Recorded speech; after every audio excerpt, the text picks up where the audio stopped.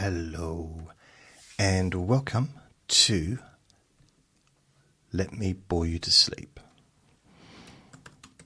My name is Jason Newland, and my website is jasonnewland.com. It's back. The website's back. And so all my latest recordings are on there. Check it out. You might like it. You might not. You might. You never know. So please only listen when you can safely close your eyes. Just to remind you that Q&A Friday is tomorrow. I've only got one question so far on there. So if you'd like to ask me a question for tomorrow, please go to Jason Newland's Boring Group on Facebook and answer or leave a question, which is, if you go down under featured, any questions for this week's Q&A Friday, that's the one. It's red. There's only one message or one comment. So or if you're not a member, you could join. Dun, dun, dun. So I'm quite pleased with how the website's turned out. So I've got my website. It seems to be okay. Just having a look, because it had to process, so I've been waiting for it to open up and process correctly, which it seems to have done, which is good. You can leave a review on my website, which is groovy. So if you click on reviews, then click on leave a review. Yeah! Title of the review, you can give me stars. 5-star, 4-star, 3 stars, 2 stars, or 1 star. If you're leaving a 1 star, what's the point in leaving a review? But hey, each to their own. And it will be added to the review section. There's a click on about. I've not filled that page in yet. There's a contact form, which you can add your name, email address, and a message.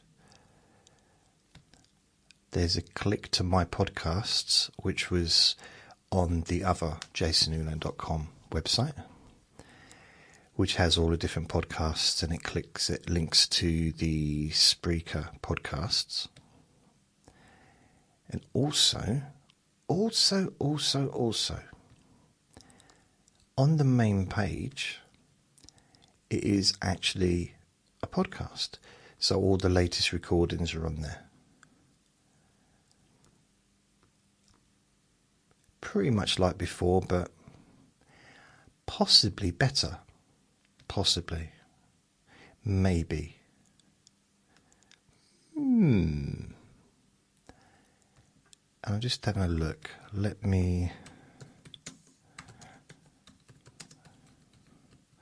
Let's see. Let me bore your pain away. Let's have a look. It's got a search, but it's got no. Oh, it's a bit weird. What's that all about then? So searching. If I want to search for something, I'm clicking on it, but nothing's happening. Let me bore your... Nope. Let me bore. Maybe it'll do it by... Well, according to this, nothing's happening. 1435. 1434. So the search bar isn't not working. That's weird. I wonder why that is. But everything else on there, it is working. It's just taking its time. The internet is very slow today for some reason. I wonder why. Oh, website error. So I click on refresh, see if that does anything. I think it's because the website's a little baby at the moment. It's, it's the same old domain name, jasonnewland.com, but I'm using a different service, and it's probably going to take a little while to get used to itself. Which is okay. It's fine. Right, so that's all up and running. About the host, Jason Newland. Ooh, wonder who he is. Ooh. And that's it, really. I quite like this website. I don't know why. Don't really know why, but yeah. So we've got 2 new people in the building. So both of the empty flats are now filled. And I've met one of them, and that person seems nice. The other persons I've not met yet. Listen to this. What is squeaking though? I don't know what part of the desk is squeaking, because it's a little bit. It feels, I don't know, maybe something needs oiling. A bit of Vaseline maybe. Because Vaseline can be quite good for stopping squeaking, for loosening things up. I use Vaseline on the door handles, I think. Was it Vaseline or was it? It might be, that oil you use, you can use sort of spray oil, like olive oil or whatever. I think I used some of that on the hinges of the doors. Unless it was Vaseline, I might have put Vaseline on. Either way, it did the job. Also, apparently, you can use furniture polish as well. That seems to do it as well. So it's got a bit of a lubrication. So if you need something lubricated, furniture polish can do the job. Depending on what it is you need lubricated. I mean, it's not good for, you've got to keep it away from human skin. But things like hinges and stuff. The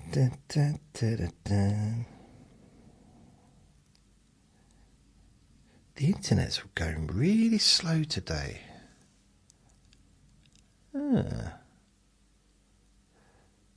This weekend. So what's happening? Boxing schedule. I don't know. Is there any boxing on this week? Saturday, because what is the date today? It's the 25th of September. 27th of September is Ben Crocker and Sean McComb. Okay. Blimey. That's weird. Marcus Brown versus... Oh, Marcus Brown is a different person. So that's the first. So that's this weekend. I don't really know who that is. Ben Crocker, Sean McComb, Ticey Gallagher and Ellie Halliwell. It's not saying anything about it. So I'll skip that. Irishman Sean McComb is hoping victory over unbeaten Ben Crocker on the 27th will move him toward a junior welterweight world title fight. So that'll be Saturday. It's in Sheffield, so that'll be kind of in like probably 7 o'clock or whatever. That'll start. The Najee Lopez. I don't know what that is. Brought to you by Pro Box TV. No, I don't have Pro Box TV. Another one is Sol Kudos against Kim Clavel in Canada. It doesn't seem to be. It's not. I tell you what, it's not giving very good information about the fight, so I'll go somewhere else. Box Live. Let's Box Live. I want to see kind of what belts they're fighting for, and what the point is, what the reason. I don't just want a name. This person's fighting this person. It's like, okay, great if you know who the people are, but I don't know who the people are. So not all the people. I can't know everyone. But now Box Live has got an advert come up, and I can't get rid of it. Skip ad. Go away, advert. Crocker, Laurenti against Collins.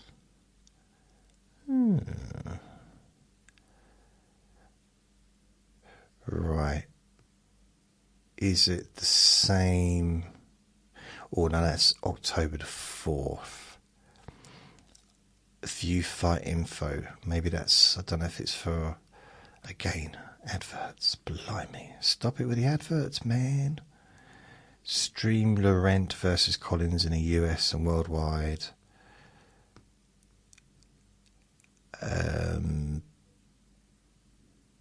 UK Saturday 7:30 p.m. US 2:30 p.m. I wish it was the other way around, because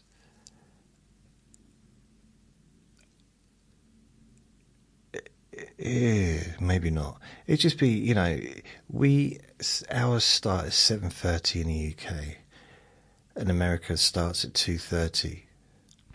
So either way, America gets. They get a good. So they'll start at 7:30 in the evening, which is like 2 o'clock in the morning here. I could handle either in the evening or in the afternoon, like Saturday afternoon. That'd be fine, but I'd have to move to America to do that, and I can't go to America because it's too far to travel to watch boxing. Too far.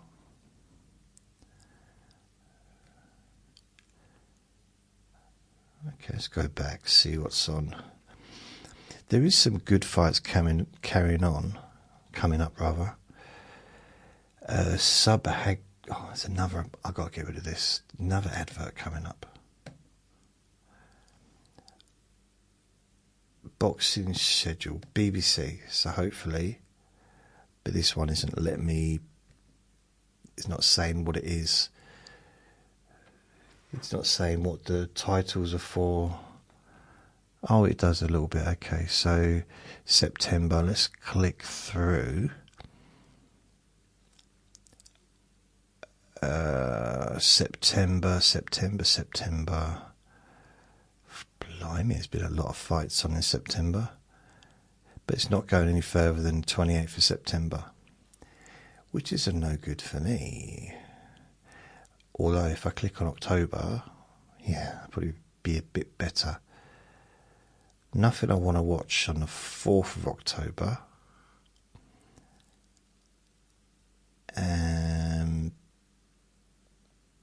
Really? There's only one fight I want to watch in the whole of October, and that is Sebastian Fundora against Keith Thurman on 26. I was pretty sure there was a big fight in October. Maybe I got it wrong. So let's have a look at November. No, they've just not put all of the ones on there. So you got November 22nd of November, David Benavides against Anthony Yard, and multiple fights. It's a really big bill in Saudi Arabia. So that's the biggest fight of November. So December. So Inoue is fighting on the 27th of December. You know what? I'm pretty sure he fought around the same date last year. Now this is going to be a strange thing, but I'm going to search. Or maybe it was the... What have you seen, Vinny? Vinny sees something that he's trying to catch. All I can hope is it's a fly. That's all I can. Please. So I'm going to look at news about Inoue. Inoue, now Naoya Inoue. So last year, so he's fought 3 times this year so far, so it'll be 4 times. Last year, no, I know what happened. He was due to fight at the end of December. I don't know what it is he's found. I don't know what it is. He's trying to catch something. I think he was supposed to fight at the end of December, and it was put off until January.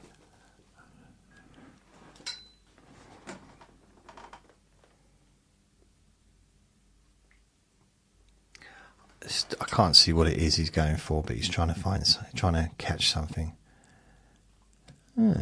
Anyway, so I don't understand why, bearing in mind October, is this just American fights? Or is this, are these fights they're going to show on BBC? I don't think so. No, they won't be showing the Inoue fight on BBC. Sebastian Fundora, unlikely they're going to be showing that. Why have they done that? Why have they missed out? Because there's fights I know 100% they've missed out on. Boxing news, upcoming fights. So Dave Allen, 11th of October. It didn't have that. I knew that was coming up. So Dave Allen, 11th of October in Sheffield. That's one I'm looking forward to. So that's definitely a night in to watch. And then Ennis, is that the 11th? Oh, 11th, yeah. So in the evening or the next morning, Jaron Ennis or Boots Ennis is fighting, defending his world title. So that'll be great. I'll watch that as well. So that's the 11th of October. Then the following Saturday, this is good. So Saturday the 11th, and then the following Saturday, which is the 17th. No, 2 weeks after. So 2 weeks later, Joseph Parker and Fabio Wardley. And that's in London, so that's in the UK. So that's be a night in. And then in America, so the next morning, early hours, Sebastian Fundora against Keith Thurman. Another one I want to watch. And let's have a look. So there's nothing that I'm kind of shouting out at me so far until the 15th of November. Chris Eubank versus Conor Benn, again, number 2. So I will be watching that 100%. I hope. When is that? Okay, so that's the 15th of November. And then following Saturday. So yeah, 2 Saturdays in a row. That's brilliant. I'm very happy about that. In fact, 4 Saturdays in a row, 3 Saturdays in a row, because you've got,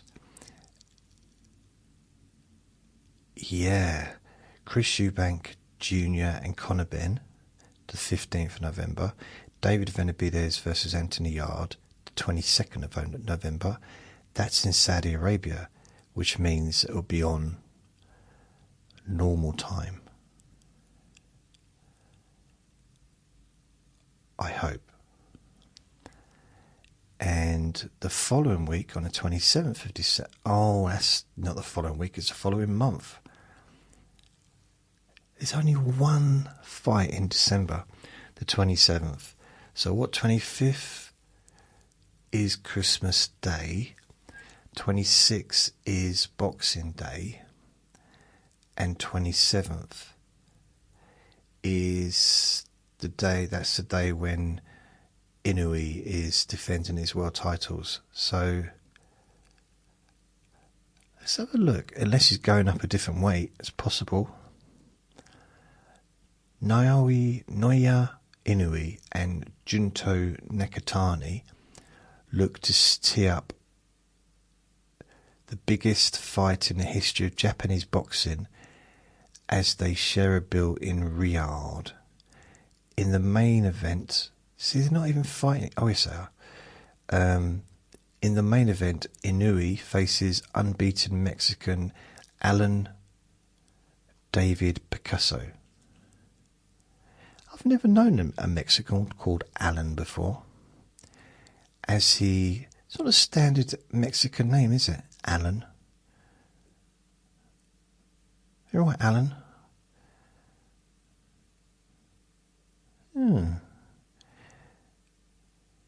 Alan.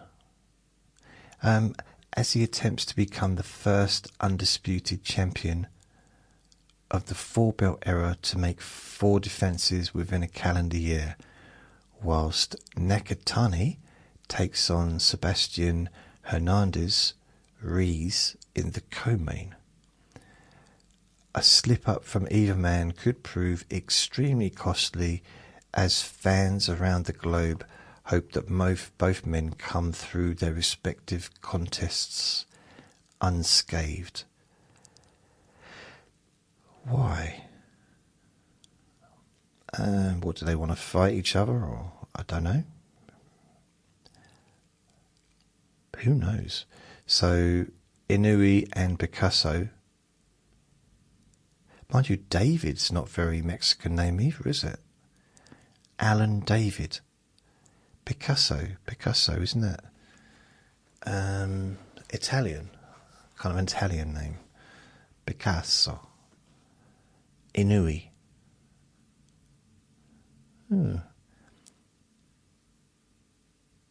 So yeah, I look forward to that, because he is something else. Let's go back to... Oh, nope. Let's go back to the... You got Joshua Buatsi and Zach Parker, so I will watch that as well. It's just... And you got Virgil Ortiz as well. He's unbeaten, so that'll be good to see him.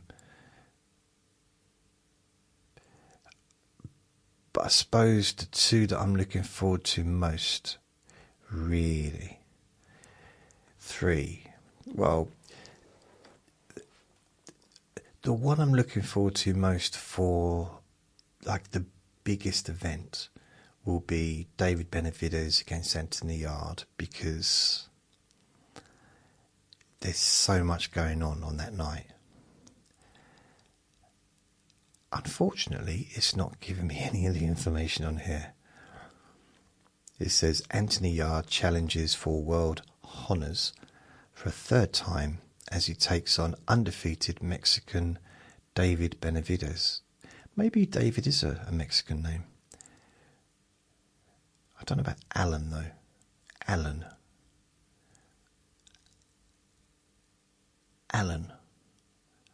It's like Roger. It's Roger. Alf.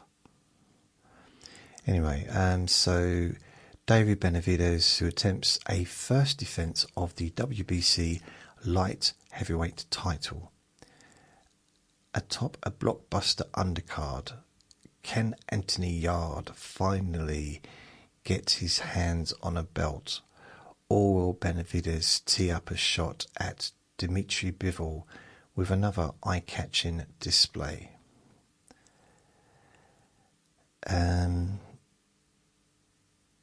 Yeah, I think it's going to be a really good fight, however it goes.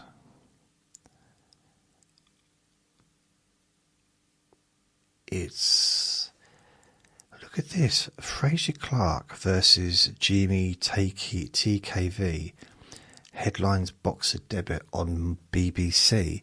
When is that? Everyone? Anyone?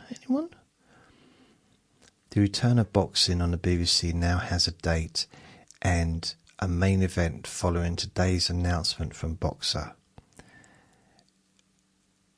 Their new broadcast partnership with the free-to-air television giant begins on October the 25th, live on BBC Two from the Valiant Live Arena in Derby. Maybe that's what I was looking at earlier. It was the BBC schedule. Their new broadcast, headlining Boxer's first show since Callum Smith's European super middleweight title victory over Ivan Zuko in June, will be a vacant British heavyweight title fight between Fraser Clark and Jimmy TKV. The British public love nothing more than a big heavyweight tear-up, and this fight is set to deliver maximum entertainment value, said Boxer founder and CEO Ben Shalom. It's impossible to call between Fraser and TKV. Both men are warriors with everything at stake and the nation watching. I'm ever so excited to welcome a new generation of fans to the sport who have grown up without boxing or free-to-air TV and will now on free-to-air TV and now gets a chance to experience it on the BBC for the first time. Now, Clark versus TKV will be shown on BBC Two in a Saturday night prime time slot between 8 p.m. and 10 p.m. The full undercard, yet to be announced, will also be streamed live on BBC iPlayer. Wow. So that's good. It is good. It's nice that a terrestrial TV channel has taken boxing, because BBC, Channel 5 has had the occasional fight, but it's, the BBC, ITV used to be the places for boxing in the 70s and the 80s, even in the 90s, and then Sky kind of took over. So the Frank Bruno fights, even if those in America, they might re-show it on a Sunday morning, or they might show it live. I watched quite a few fights during the 90s that were live in America, like Lennox Lewis and Riddick Bowe, things like that, Vander Holyfield. And the main fight would start at 4:30 in the morning. I remember those times.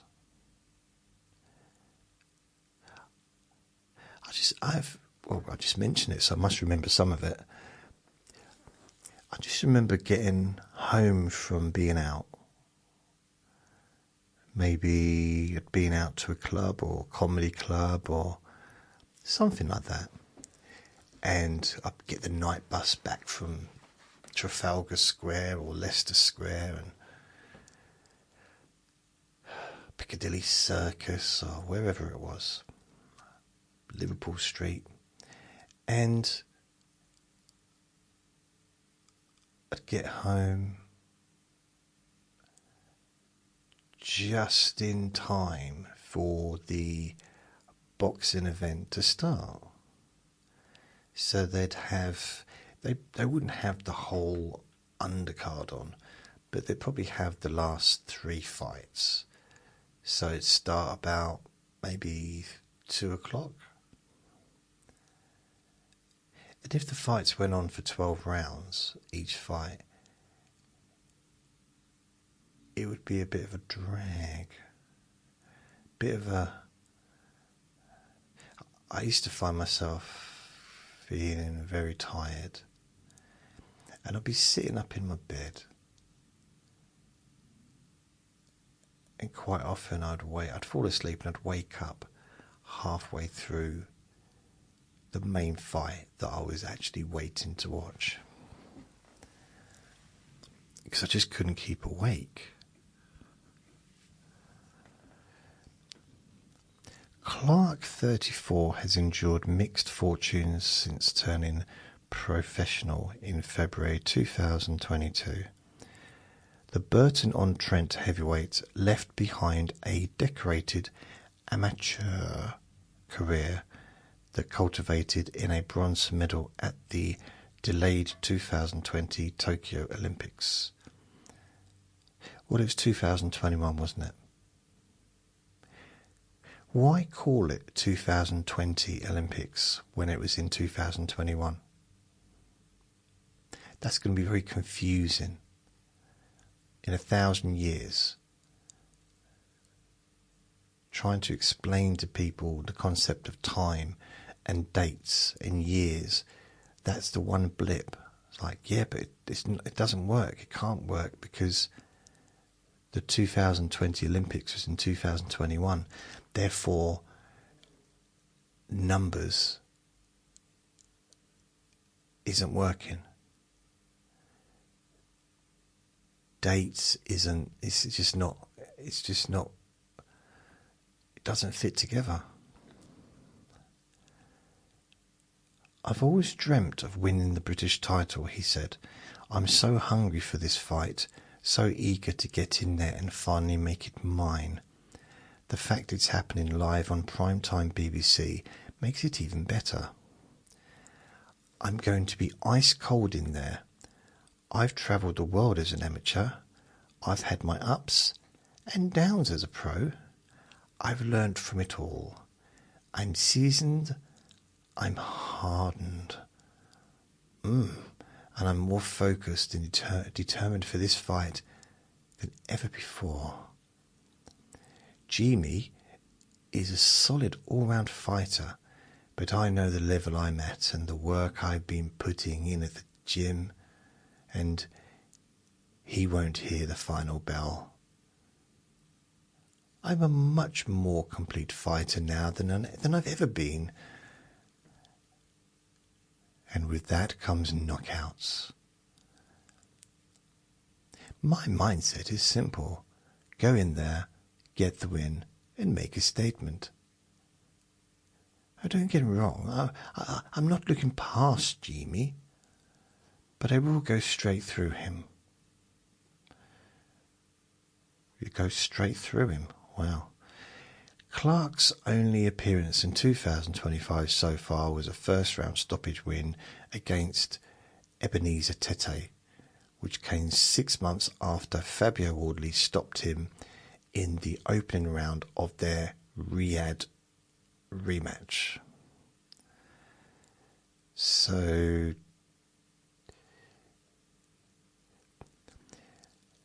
I'm thinking, right, they get a lot of TKV meanwhile gets a second shot at the British title after losing to David Adley in controversial circumstances in April.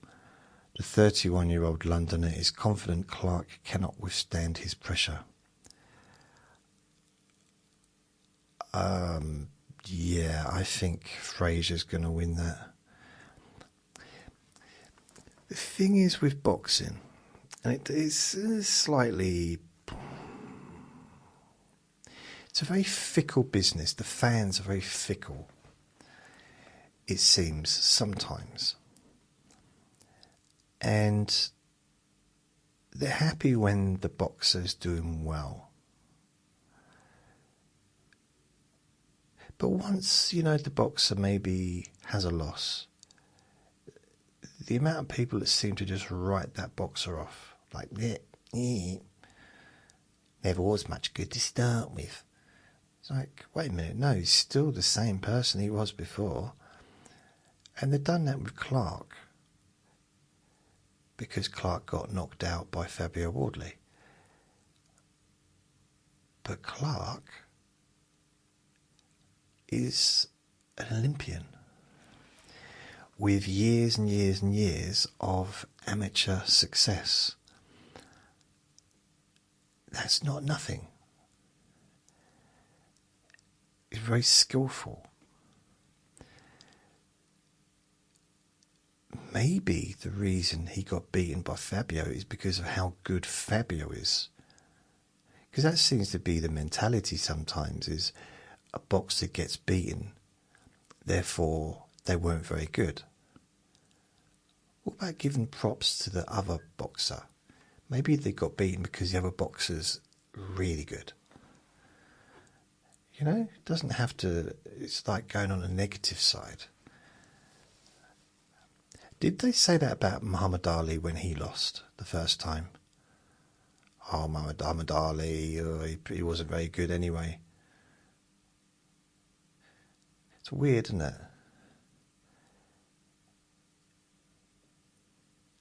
They say that in sales. You're only as good as your last sale, or you're only as good as your last success, which I find is a little bit sad, really, a little bit shallow.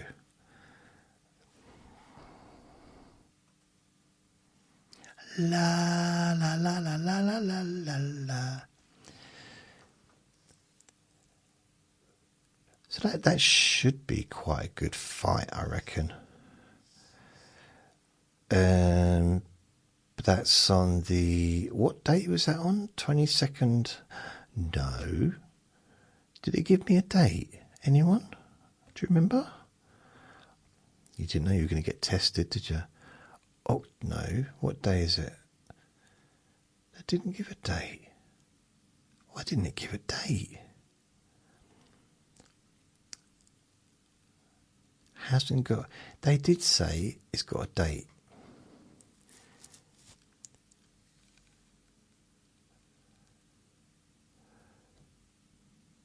Right, I'm trying to find it now. The return of boxing on BBC now has a date and a main event. So it's got a date.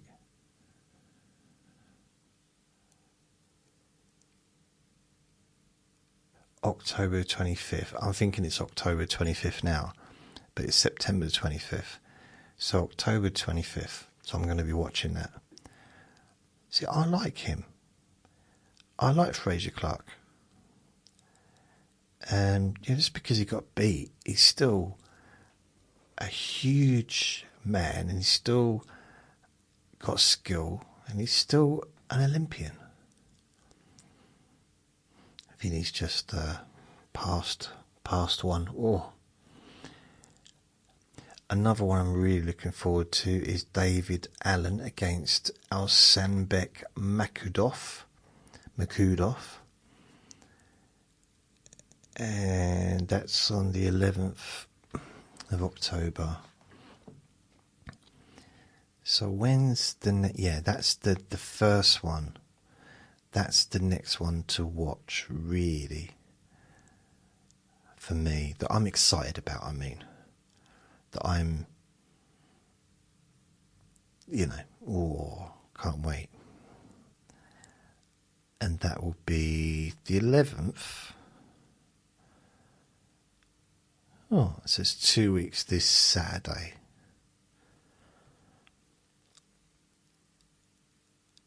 And then you got, that weekend you got Boots Innes as well. So watch him. And then the 25th, the 11th. No, keep doing it, don't I? Then the 17th, so 2 weeks later, Joseph Parker and Fabio Wardley. So they're the two main fights I'm looking forward to. David Allen and Makhmudov on the 11th of October, and on the 25th of October, Joseph Parker and Fabio Wardley. They're the two, pretty much the two British fights. Well, and Chris Eubank and Junior and Conor Benn 2, which is the 15th of November. So they're the three UK fights that I'm looking forward to. Then American fights, what have we got? I would say Boots Ennis, 11th of October. Sebastian Fundoro, 25th of October.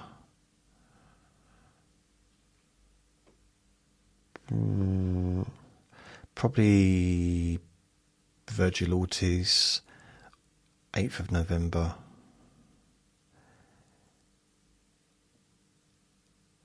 David Benavidez, 22nd of November. I mean, that's like a massive, massive, massive bill. You got Inoue on the 27th of December. So what I'm going to do is, if I look on this, I wonder if it's going to go through who else is on the bill. I can find out though. I can tell you the full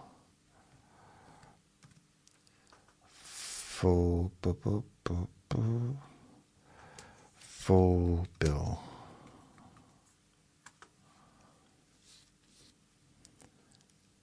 It's really silly, you know. There's boxing videos on YouTube showing the full fight. It's not even happened yet. It's where, why? Let's have a look. So I'll go on to DAZN. Maybe that will show me who's on. It's a really big, packed bill. So what we got is, there's even more than what's on there, which is weird.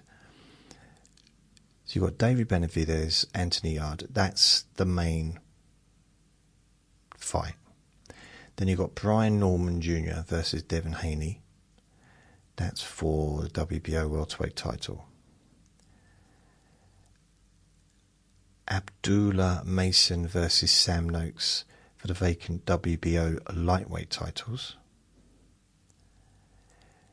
Jesse Rodriguez against Fernando Martinez for the IBF, WBA and WBC super flyweight fight titles. So it's 1, 2, 3, 4 world title fights. Now what they haven't added, which is ridiculous, I don't know why, there's another fighter on there. Guess who that is? I can't remember.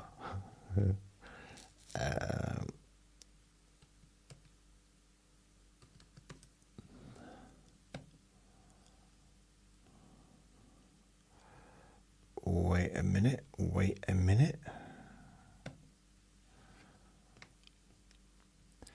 Let's see if this will show it. Boxing schedule.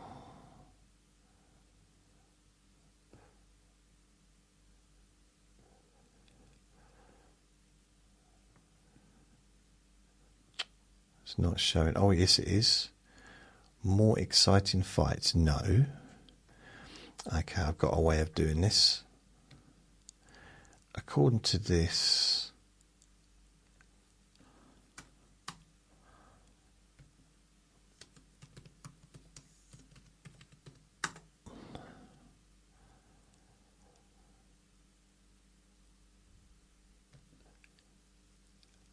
Arslanbek is to fight new KO artist in next fight. In next, as Dimitri Bivol trilogy on hold. So this is going to be Beterbiev will be facing a new opponent next time on November 22nd in Riyadh, which is the date of the David Benavidez fight.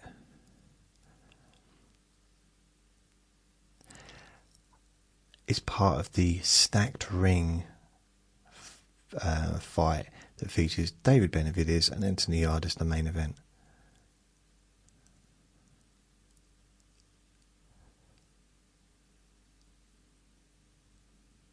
I mean, this is ridiculous. The first time in over 8 years that he's been in the ring without a major title on the line.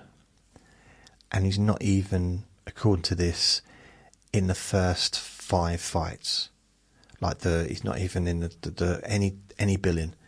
It's like he's a warm-up fight. One of the biggest fighters in the world of boxing.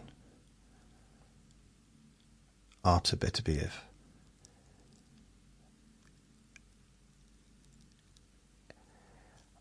I personally think no matter who he's fighting, whether it's for a title or not, he should be second billing. He shouldn't be top billing ahead of, the world title, the big world title fight, Anthony Yarde and David Benavidez. But Artur Beterbiev, how can they not have him on as the co-main event? Regardless of if it's for a world, whatever title, it's him. He's a superstar. He's a boxing superstar. I find that very strange. I really do. I really, really do. Apparently it says here, Terence Crawford offered new title fight by most avoided champion in new history chance. So I'm just going to guess who that is. I'm going to say, so what's he gone to? Super middleweight.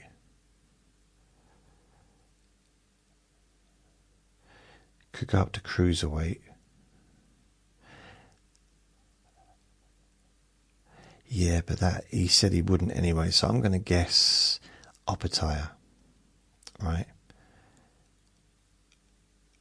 But I bet he won't. He already said he's not going to go up that high. Super middleweight's as high as he's going to go. I bet you it's Opetaya. Bet you. Let's have a look. No, it's not. Terence Crawford has been called out by Janibek Alimkanouli, who is willing to meet the undefeated star for his £160 title. Crawford is arguably the hottest property in boxing right now after completing an extraordinary feat by moving from £154 to £168 to dethrone undisputed champion Canelo Alvarez. Bud has completed it all and made history by becoming undisputed champion in 3 weight classes, the first male boxer to do so in the 4-belt era. But now his future is up in the air with, it's only been 2 weeks, leave the man alone, and a move to £160 to be discussed internally by Crawford and his camp. How do you discuss something internally? How do you even hear each other? Should he choose to move down £8 and enter a new division, current unified IBF and WBO champion Alim Kanouli believes a fight makes perfect sense. He tweeted in a social media call-out, "If Crawford agreed to fight me, I would gladly face him."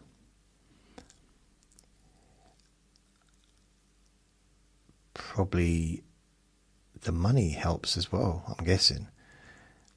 The thing is, at the moment, middleweight it's not a big, because middleweight used to be one of the top weight classes. Welterweight, middleweight, heavyweight.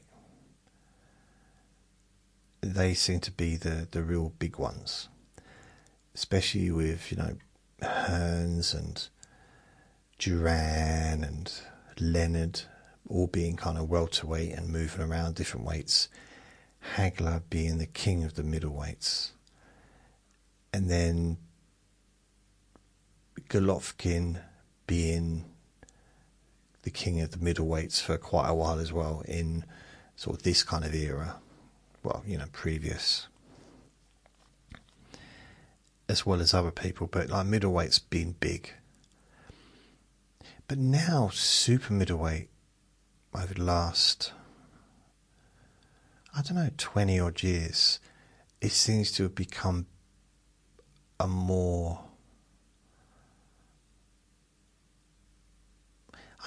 like a more glamorous division than middleweight. And it's like £4. I think it's £4 difference.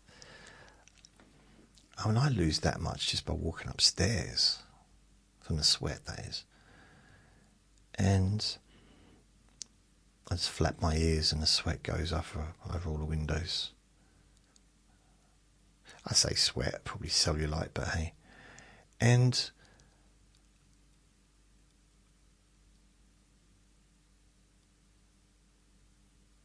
because super middleweight is a much more sought after position, middleweight is not dormant, but it's just there. Doesn't get a huge amount of limelight.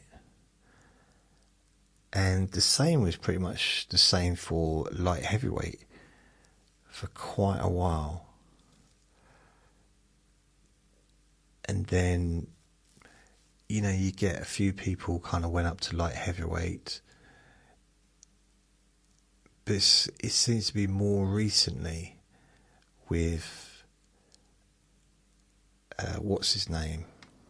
Beterbiev being the knockout king, turned light heavyweight into a really big, kind of like, it got eyes on that division. And then, what's his name? What's his name?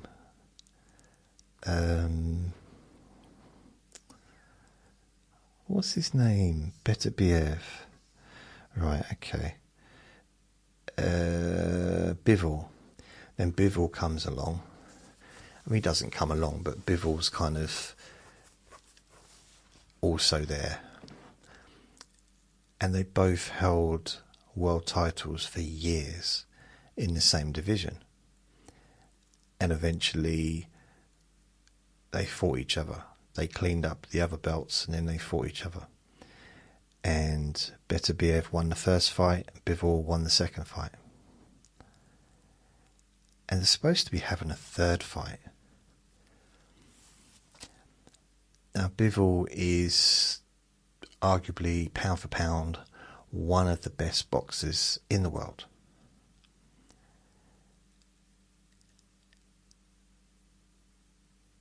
Along with Shakur Stevenson,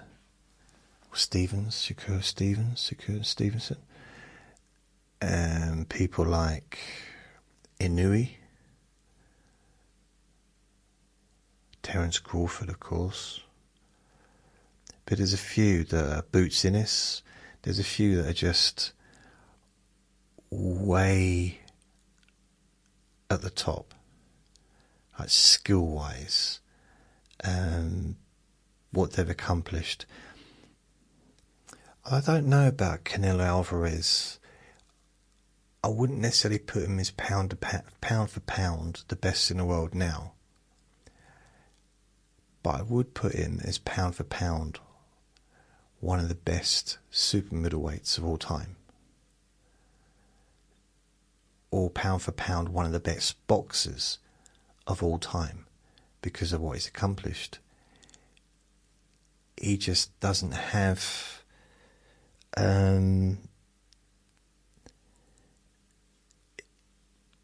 he's at the tail end of his career now.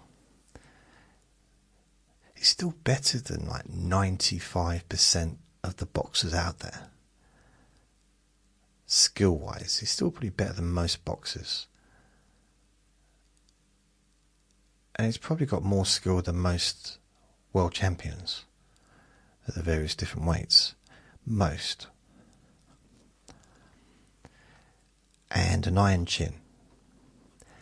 However, he's not what he was.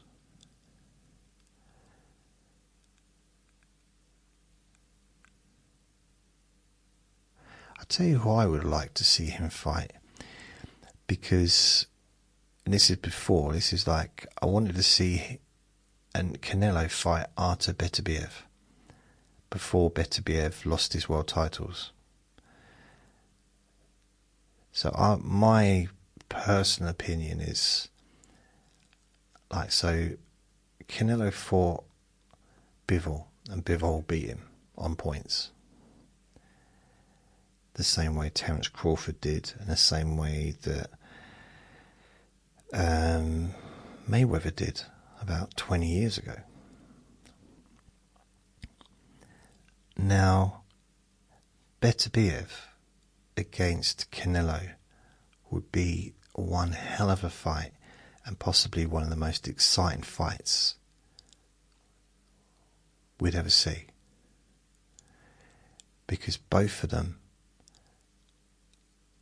have got amazing chins.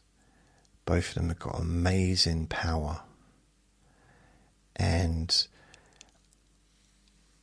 Canelo, I don't think he's ever been knocked down. Beterbiev has been knocked down, he's got up. So it would be, I don't know why they'd not done that. Maybe Canelo didn't want it, or maybe Beterbiev didn't want it. That would be one of the most exciting fights, even if it wasn't for a title. So an ideal situation is potentially, if a belt got stripped, let's say Bivol lost one of his belts because he didn't defend it, let Beterbiev and Canelo fight for that belt, because they are, I've not heard anyone say this in the boxing world. I know I'm not in the boxing world, but I've not heard anyone say this. I really do believe that would be one of the greatest fights ever. The build-up possibly wouldn't be very exciting, because neither of them really do much in the way of trash talking towards their opponents. Beterbiev, he just sits there. Canelo's quite happy, providing his opponent is not rude, he's not rude.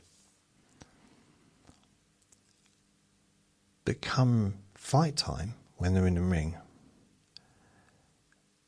it'll be savage. So that's what I'd like to see. That fight. Even if it wasn't for a world title. I think it might be one of those fights where people just don't want to watch it and then regret it because it's such a good fight, and then maybe they do a rematch and it becomes one of the biggest fights ever, and it'll probably be just as exciting the second time.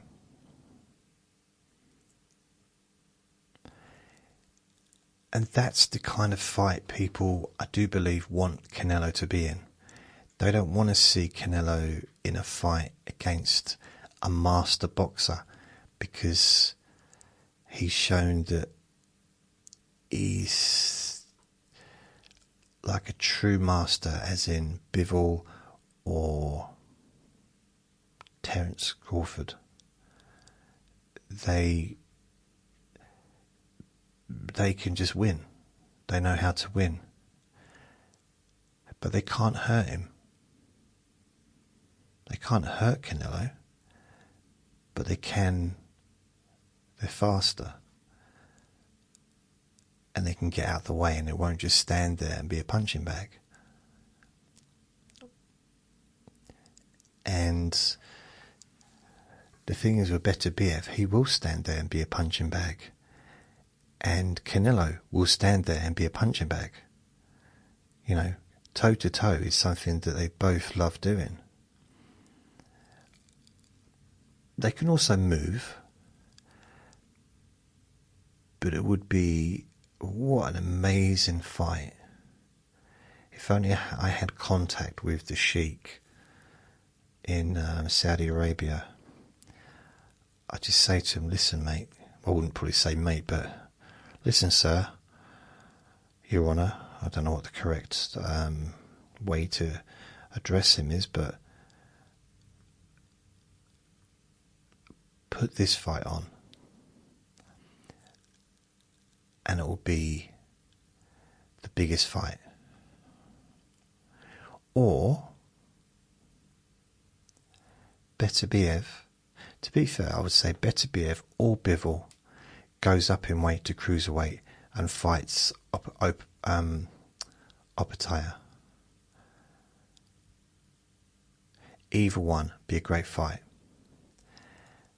Beterbiev, it will be a slug out.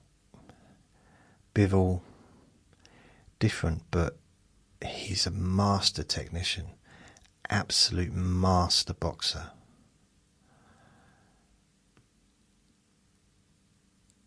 In the same way Terence Crawford is. In fact, that'd be an interesting fight. It won't ever happen because Terence Crawford's not big enough. And you'd never go up to light heavyweight. But if you did, if they were able to fight each other, because I would say Boots, Innes, Shakur Stevens and Dimitri Bivol and Terence Crawford, potentially the best boxers, like everything, like tick all the boxes, potentially the 4 best in the world that I can think of off the top of my head. There are probably others. Oh, blimey. Usyk. I forget Usyk. Usyk's different, but he still is great. So Usyk. So I put Usyk in that list.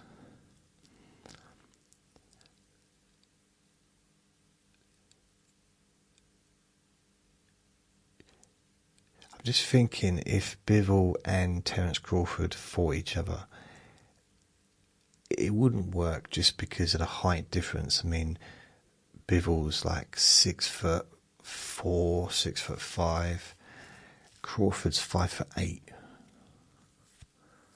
or 5'9", something like that. So it wouldn't logistically work, especially as they're both similar kind of boxers. So it just wouldn't strategically work, I don't think. Personally,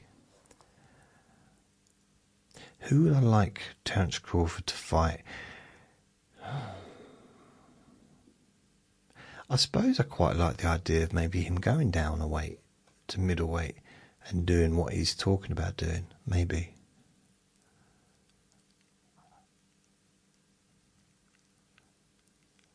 Because light heavyweight, it's not a huge leap for a super middleweight, but Terence Crawford is not a natural super middleweight.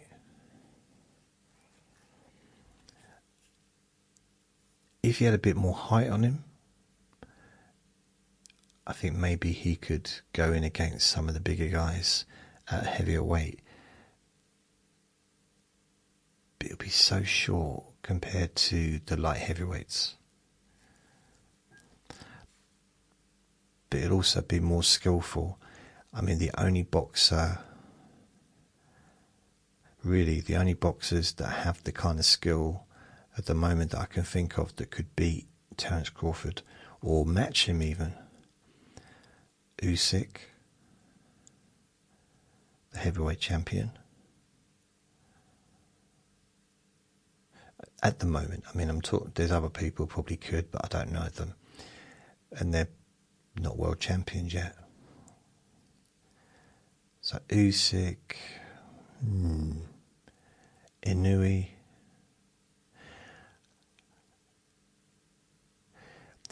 Inoue's different though, because he just knocks everyone out. He's phenomenal. So yeah, okay, I want to put Inoue in there as well, but he doesn't go the distance really very often. I mean, how often has he gone the distance?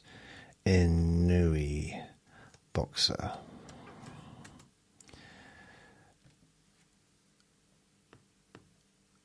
He's gone the distance. Let's have a look. Right, 4 times out of 31 fights. So he's had 27 knockouts, 4 decisions. Ironically, his last fight was a decision. But that was the first time since 2019. Wow. And then the time before that was 2016. And then the time before that was 2013. So 2013, 16, 19.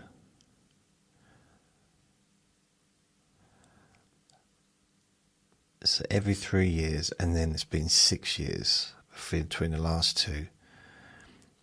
So based on that, it's either going to be another 6 years or another 9 years before his next distance fight. Look at this. He's married to his high school sweetheart and has 3 children. He is trained by his father, Shingo Inoue, who is a former amateur boxer. He has 1 younger brother, Temuka Inoue, and 1 older cousin, Koki Inoue, both of whom are professional boxers. I'm pretty sure Takuma Inoue was a world champion. Yes, he was. He held the WBA bantamweight title from 2023 to 2024. I do believe he lost. He's lost 2 fights. One was fighting for the WBC bantamweight title 2019, and the other one was 2004. He lost his title. So I'm wondering,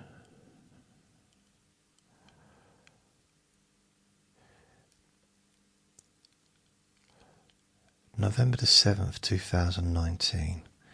I thought I saw that date. Let's have a look on his brother. November the 7th, 2019. Yeah. Okay. They were on the same bill. Super Arena Saitama. Super Arena State. Yeah, they were on the same bill. I remember watching that and seeing his brother lose and them going on. In fact, that might have been the first time that I saw Inoue fight. But I'm trying to think, because I think it might have been because he fought Nonita Donaire. And I've watched all of his fights since then. So it's 1, 2, 3, 4, 5, 6, 7, 8, 9, 10, 11, 12, 13, So this December will be the 14th fight that I've watched of his.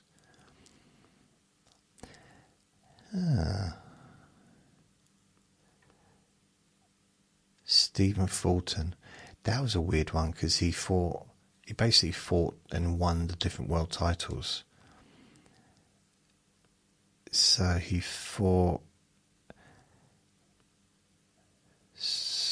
won the world title.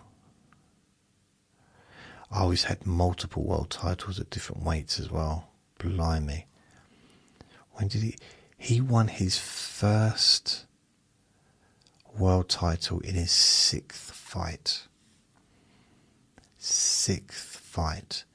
in 2014. So he turned professional in October the 2nd, 2012, and he won the WBC light flyweight title in his sixth fight on the 6th of April 2014. And then in his eighth fight, he went up a weight. He won the WBO junior bantamweight title. And then he retained that a few times. Then in his 16th fight, he won the WBA regular bantamweight title. His next fight, 17th fight, 2018, he retained that title. Okay. And he did the World Boxing Super Series bantamweight quarterfinal. The next fight, he retained the WBA unified bantamweight title and won the IBF and vacant the ring bantamweight titles. And that was the semi-final. And then in the final against Nonita Donaire, he retained the IBF and Ring Magazine, a bantamweight title, won the WBA super bantamweight. But yeah, so that was cool. Carried on, retained the WBA, IBF and Ring bantamweight. Continued to hold on to them, and then he won the WBC bantamweight title in his 23rd fight.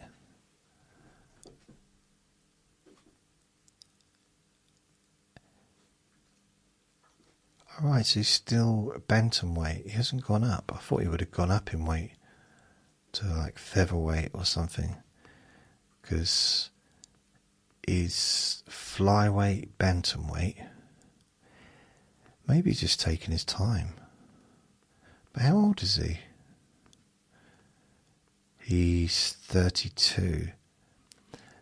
So I'm confused because it's saying weights: light flyweight, super flyweight, bantamweight, super bantamweight. So that is confusing to me. I'm confused. It doesn't always take too much. Major world titles.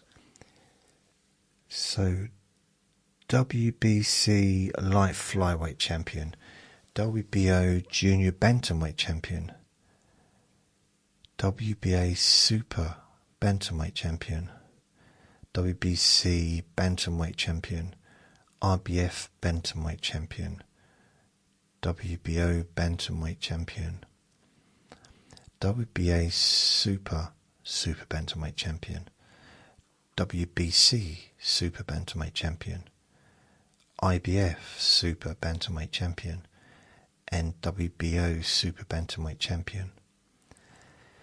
So he's held titles at £108, £115,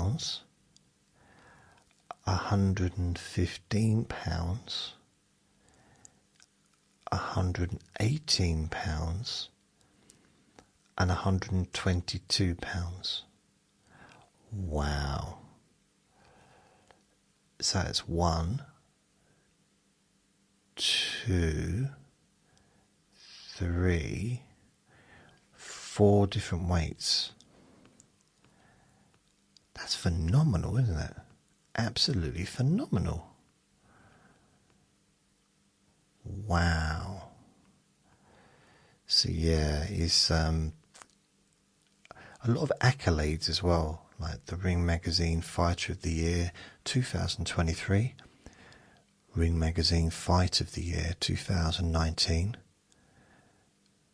I think he got knocked down in that fight. The Ring Magazine Knockout of the Year 2018, the Sugar Ray Robinson Award 2023. I wonder if Sugar Ray Robinson ever won that award. The BWAA Arlie Fraser Award. Now they're just making things up, aren't they? I mean, okay, Muhammad Ali Trophy.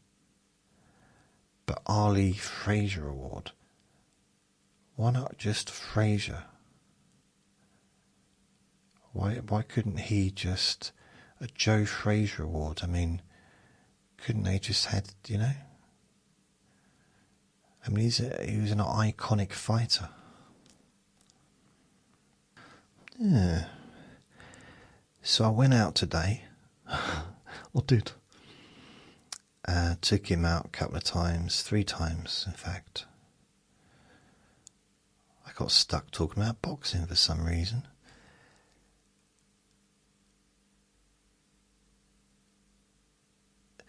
Yeah, I did have 2 conversations. So I talked to one of my neighbours for a while, and then I had a long conversation on the phone with another friend. So that took up a fair bit of time. I don't normally talk on the phone for too long, but sometimes I do. It's occasionally. It's a very rare thing.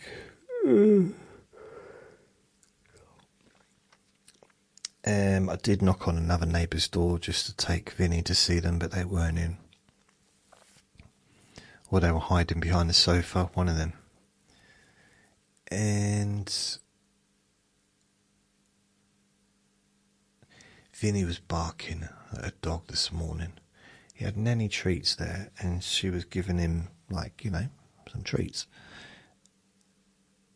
And these 2 dogs, they're massive dogs, beautiful dogs, but huge, came round the corner, and Vinny would not shut up.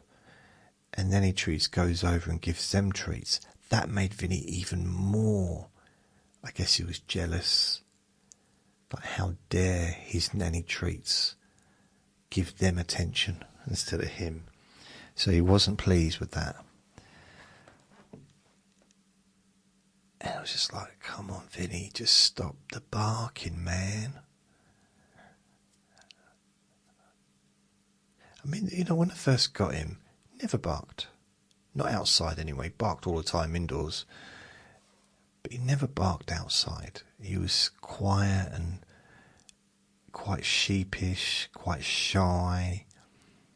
Every time he came near a dog, he'd be all submissive and roll on his back and show his tummy, and he doesn't do that anymore. He still does it with people sometimes, but he doesn't do it with dogs. It's almost like he's, something in him changed. He just, no, not doing that. Is it because you think you're the boss, Finn? Do you think you're the boss? What do you mean, do I think? I know I'm the boss. Do you know you're the boss? You're going to eat your dinner, Vinny. You've had that there all day and you're not eating it. I can't keep chucking food away. What is it you're focusing on? He's really hyper-focused on something. He's got his ears up. He's listening for something. But the thing is, he met the new neighbour who now lives in Uncle Sausage's flat. And he was trying to get into the flat. So I had him on the lead, as I always do. I'm just coming out of my flat, just locking up, and he's like running towards the person that's living there, because that door was open. They were coming out as I was coming out. And Vinny was squealing with excitement. And I was trying to explain to her that I couldn't stop yawning because it's so late. I've not even had my dinner yet. yeah, I explained to her that basically Vinny is used to going into that flat and spending time with his uncle's sausages and running around. So now he doesn't understand why he can't go in there. So whenever he sees that door open, because I didn't tell her this bit, but what me and Uncle Sausages used to do is we would open our doors and Vinny would run between the doors. So he'd run into Uncle Sausages and run out and run into mine, more hours, and then run out again and then run into Uncle Sausages. And he just enjoyed doing that, so that's what we did. It was much easier because, especially if I had him off the lead, he'd run straight into Uncle Sausages. Unfortunately, if I was going to do yeah, it's really weird. Just as I talked about Uncle Sausages, the chip van came. I could hear it going. It's like grinding metal, but it's a chip van.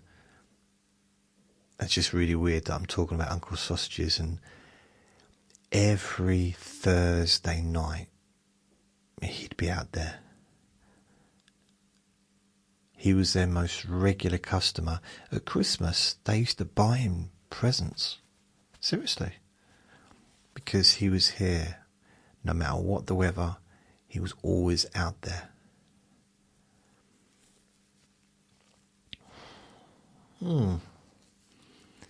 It's weird. Just hearing it sometimes just makes me feel a bit weird. When I say weird, I don't mean horny. That would be weird. That would be very weird. So I'm going to go now. So thank you for listening. Remember, tomorrow's Q&A Friday. So thank you. Remember to be kind to yourself, because you do deserve to be happy. Be gentle with yourself. You deserve to feel safe. Lots of love. Bye.